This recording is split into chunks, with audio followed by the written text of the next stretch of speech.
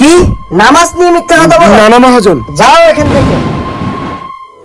আল্লাহ মহাজন আমাকে কেন ভুল বুঝলো? আমাকে 500 টাকা বেতনের জায়গায় 100 টাকা দিল, এগুলো দিয়ে আমি কিভাবে সংসার চালাবো? আচ্ছা ওই দিন মনে হয় ওর সাথে আমি ভুল করছি, ওকে ফলো করে দেখি ও আসলে নামাজ পড়ে কিনা। ভাই আজান দিছে, আমি নামাজ পড়ে আসি। আজকেও কাজ পেলে না সতে যাস, রাত তোর নামে আজকে বিচার দিব। আরে আসলেই তো ও নামাজ পড়তে যায়। আল্লাহ ওই দিনকে ওর কথা শুনে আমি ওকে অনেক ভুল বুঝছি। আজকে আসুক, মেইন সমস্যা তো ওর। এই নাও তোমার 1000 টাকা। মহাজন আমাকে 1000 টাকা কেন? ওই দিনকে ভুল বুঝে তোমাকে বকা দিছি, আমাকে মাফ করে দিও। 1000 টাকা রাখো তুমি ভাই, আমাকে মাফ করে দিও ভাই।